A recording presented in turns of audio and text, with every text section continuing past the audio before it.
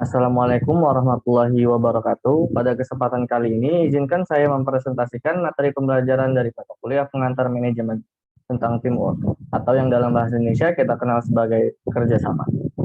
Pertama-tama, perkenalkan nama saya Muhammad Farhan Arik Pramanda dari Prodi Bisnis Digital kelas B dan rekan saya Muhammad Isron Firdausi Ilyasa dari Prodi Bisnis Digital kelas B. Baik, untuk selanjutnya materi akan disampaikan terlebih dahulu oleh rekan saya Ilyas.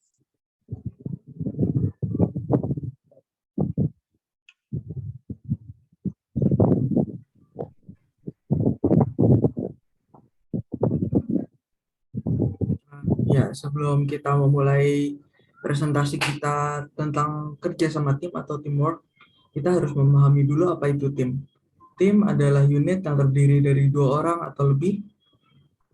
Dua orang atau lebih tadi akan saling berinteraksi dan koordinasi untuk suatu pekerjaan dalam rangka mencapai sebuah tujuan.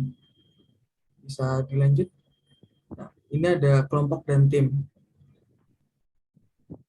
Yang pertama adalah kelompok. Kelompok adalah dua orang atau lebih yang berinteraksi satu sama lain untuk mencapai satu tujuan. Sedangkan tim, kelompok yang bekerja secara intensif satu sama lain untuk mencapai tujuan bersama yang spesifik. Di sini ada catatan, semua tim adalah grup. Akan tetapi tidak semua grup adalah tim. Tim seringkali susah dibentuk, membutuhkan waktu bagi anggota untuk bekerja sama, dan tim dapat meningkatkan kinerja organisasi. Untuk lebih jelasnya, kita bisa melihat perbedaan kelompok dan tim. Bisa dilanjut? Nah, di sini terlihat jelas poin-poin perbedaan antara kelompok dan tim.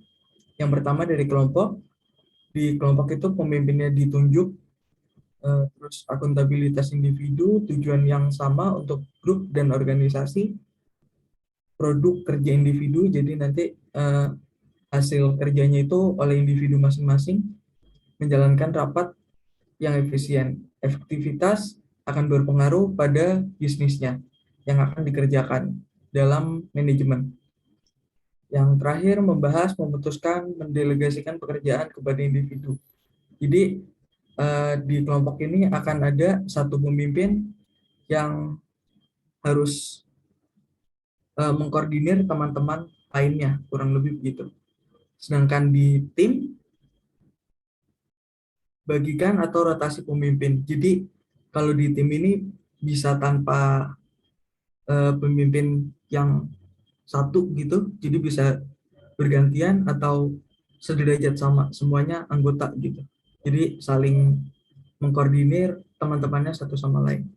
Yang kedua, bertanggung jawab satu sama lain. Jadi tanggung jawabnya itu tersebar bukan hanya untuk individu atau ketua kelompoknya. Nanti tanggung jawab yang ada di sana itu harus dibagi rata gitu. Tanggung jawabnya bersama-sama. Visi atau tujuan tim tertentu. Jadi harus ada tujuan tertentunya gitu. Misalkan untuk menyelesaikan suatu bisnis atau suatu pekerjaan. Produk kerja kolektif, jadi nanti dikumpulkan dan biasanya kerja dalam tim ini dibagi. Si A mengerjakan tugas nomor satu, si B mengerjakan tugas nomor dua. Kalau tadi kelompok itu akan dikoordinir oleh pemimpinnya gitu. Jadi kalau di kelompok nanti pemimpinnya yang menentukan siapa yang mengerjakan apa dan dia harus bertanggung jawab. Sedangkan kalau dalam tim itu tanggung jawabnya akan kepada anggota lainnya juga. Kalau dalam tim, poin selanjutnya ada mendorong diskusi terbuka. Jadi kalau di tim itu akan selalu terjadi diskusi antar anggota. Nggak ada yang memimpin gitu, jadi akan diskusinya lebih terbuka lah. Akan lebih mudah berdiskusi daripada harus dipimpin oleh satu pemimpin. Yang selanjutnya, efektivitas nilai kerja kolektif sama dengan nilai kerja kolektif. Bila tadi dalam kelompok efektivitas akan berpengaruh pada bisnisnya, kalau di sini efektivitas akan berpengaruh pada nilai kerja kolektifnya. Yang terakhir membahas, memutuskan, dan berbagi pekerjaan.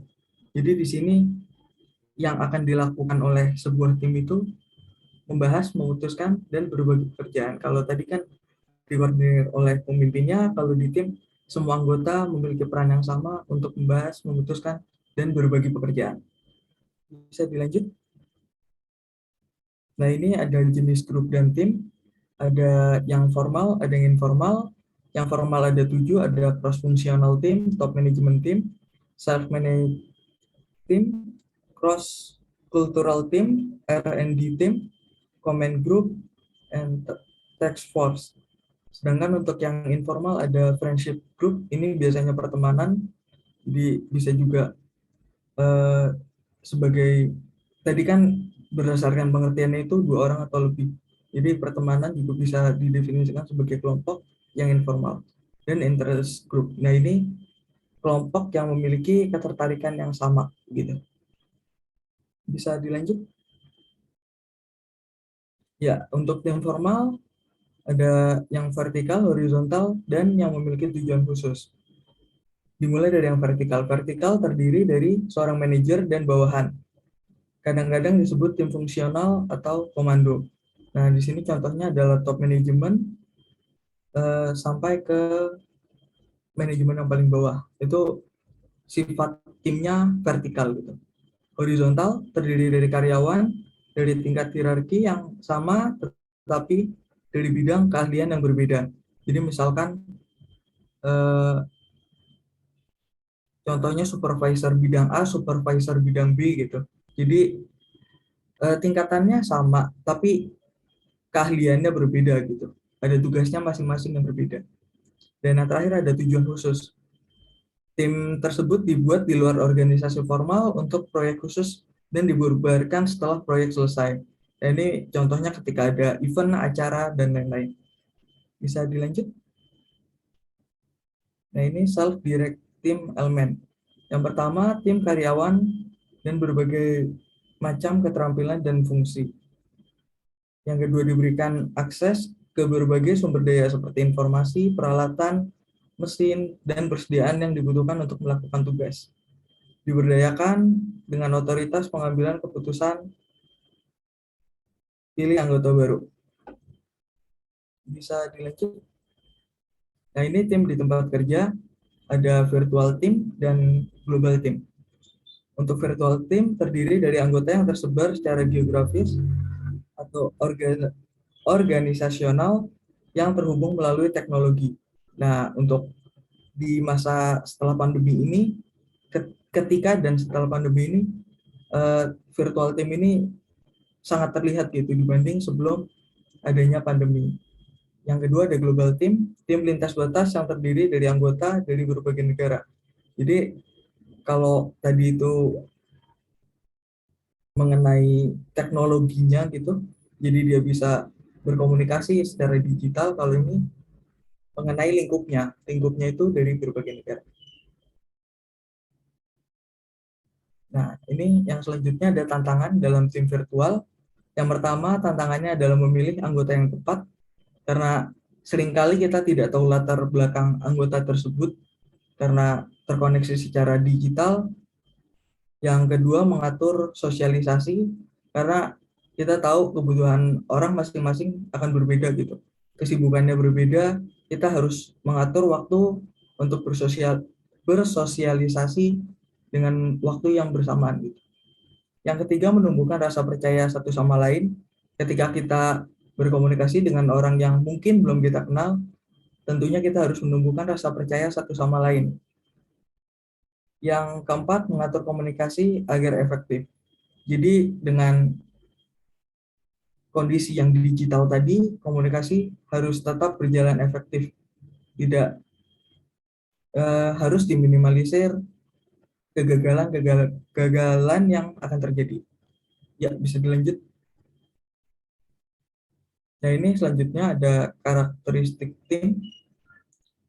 Ukuran ideal dianggap 7, jadi 7 orang gitu. Variasi dari 5 hingga 12 biasanya dikaitkan dengan kinerja tim yang baik.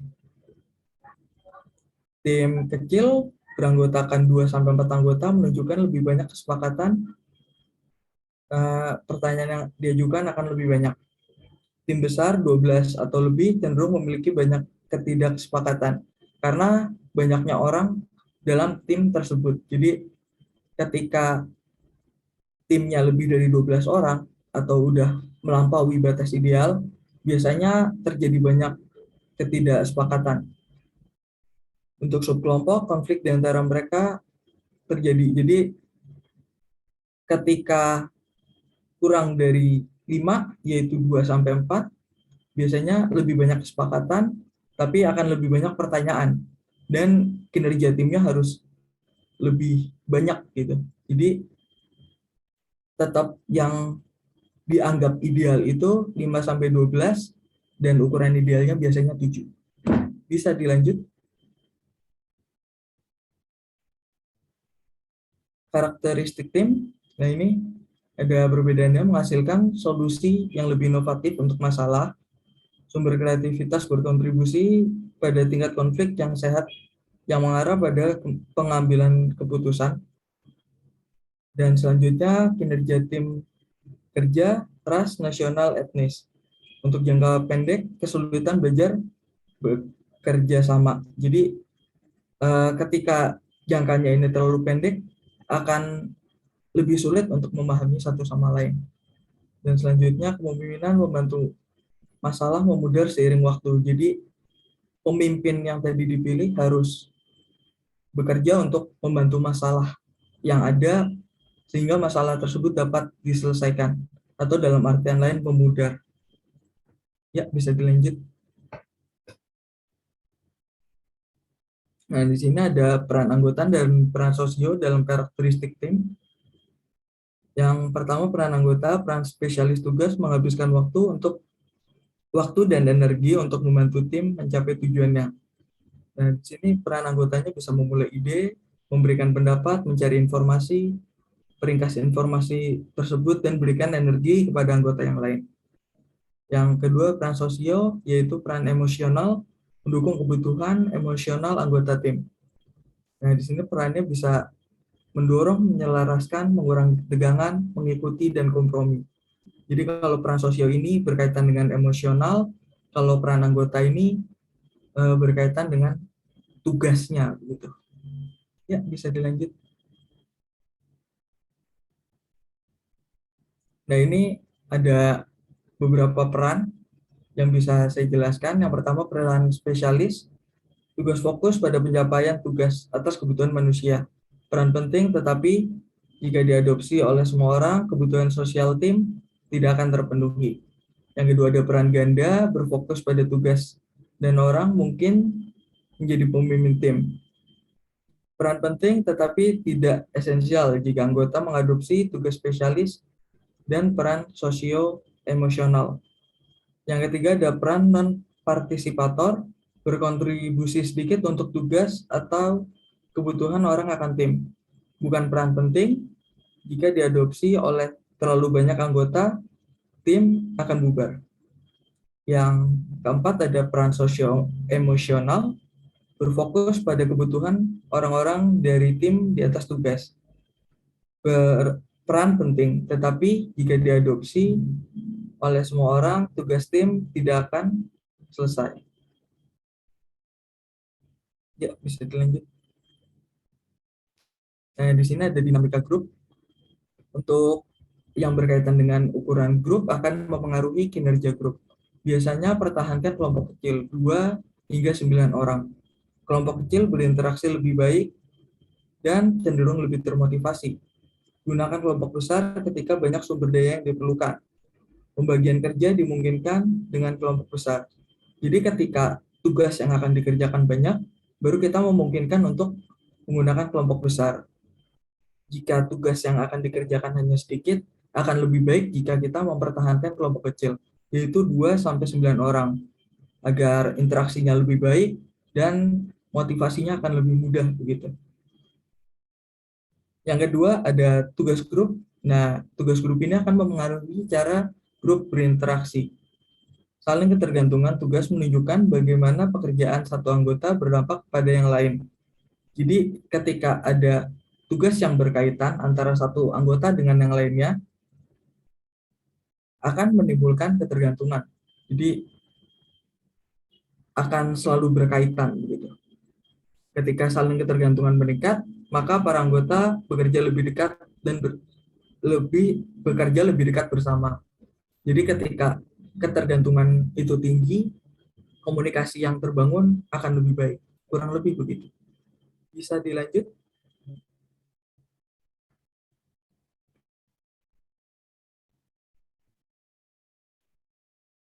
Nah, di sini ada jenis saling ketergantungan tugas. Yang pertama ada task interdependence. Anggota membuat kontribusi yang terpisah dan independen untuk kelompok. Jadi ini adanya dalam sebuah kelompok, anggotanya itu nanti ditentukan oleh pembimbing kelompok tersebut, tugasnya si A, si anggota A akan mengerjakan tugas nomor satu, anggota B akan mengerjakan tugas nomor dua. Nah, itu yang menentukan pemimpin kelompoknya. Jadi tugasnya akan independen begitu. Yang kedua, sequential task interdependence, anggota melakukan tugas secara berurutan. Nah, ini akan sulit menentukan kinerja individu karena satu anggota tergantung pada yang lain. Jadi akan harus ada yang diselesaikan dulu untuk anggota lain mengerjakan tugasnya. Nah, ini akan sulit karena saling ketergantungan gitu. Nggak bisa ditentukan melihat kinerja si A karena ada ketergantungan antara anggota satu dan lainnya. Dan yang terakhir ada reciprocal task interdependence, pekerjaan yang dilakukan oleh seseorang, anggota bergantung pada pekerjaan anggota yang lain. Anggota berbagi informasi dan bekerja sama secara erat. Nah, di sini komunikasi yang terjalin adalah untuk berbagi informasi dan bekerja sama. Jadi tidak harus dikerjakan secara berurutan, tapi ketergantungan di sini adalah mengenai informasi yang diberikan. Bisa dilanjut?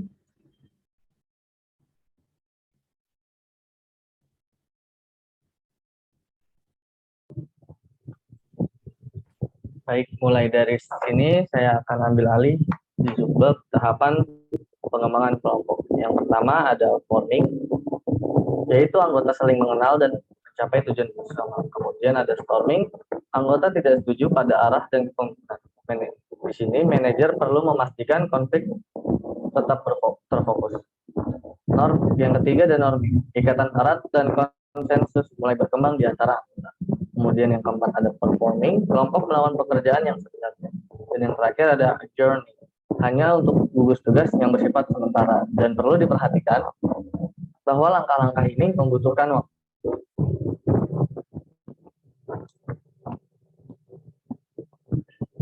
Kekompakan tim merupakan fitur yang menarik dari tim.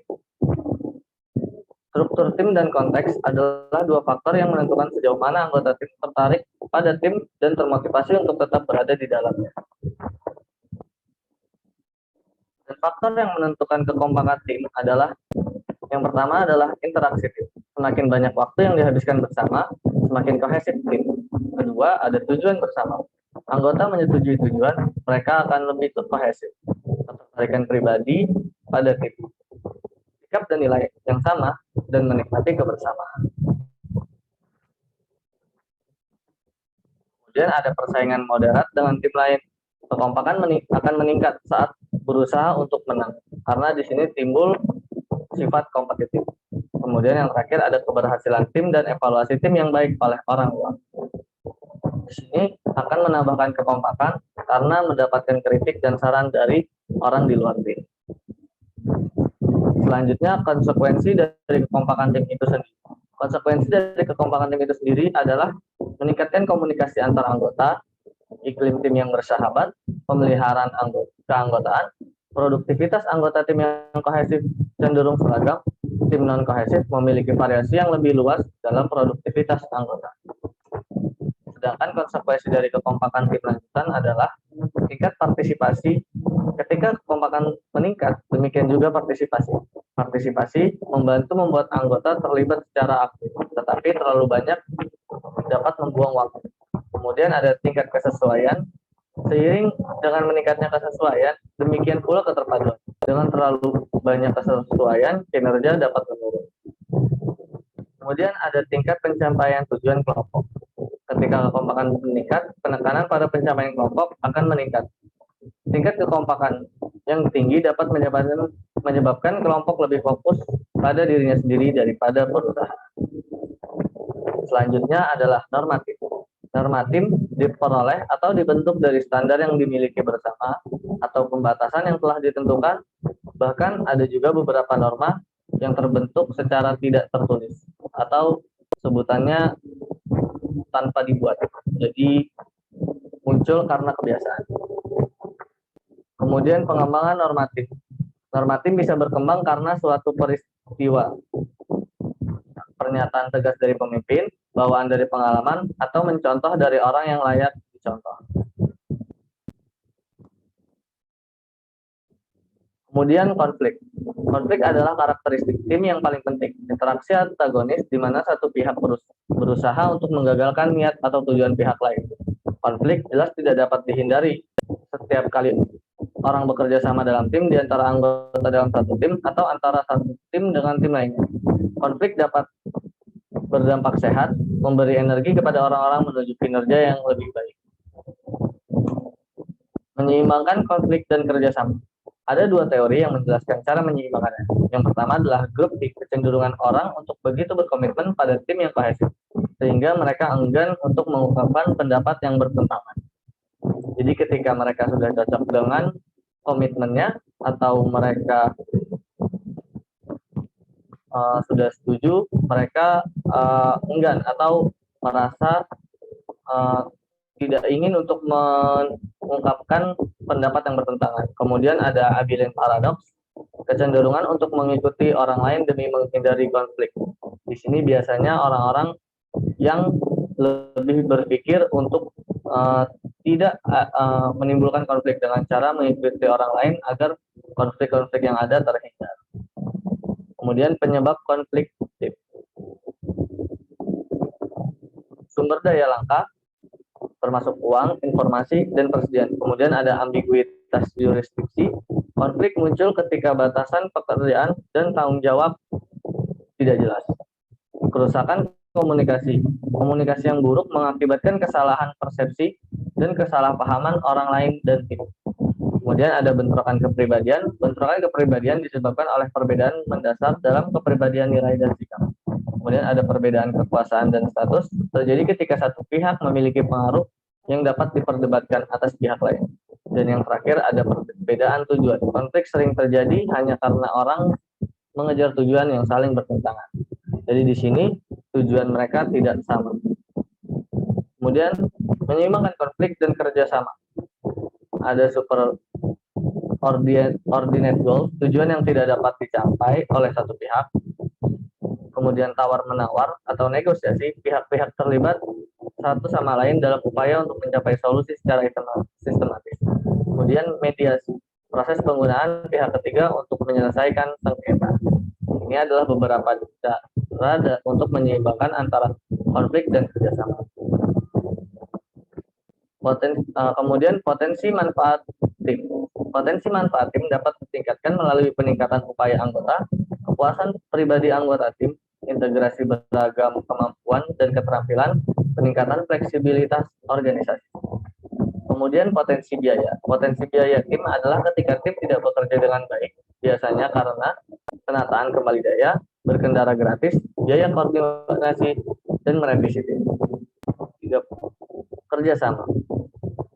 Tekanan persaingan baru, kebutuhan akan fleksibilitas, kecepatan yang lebih besar, dan keinginan untuk memberi orang lebih banyak kesempatan untuk terlibat.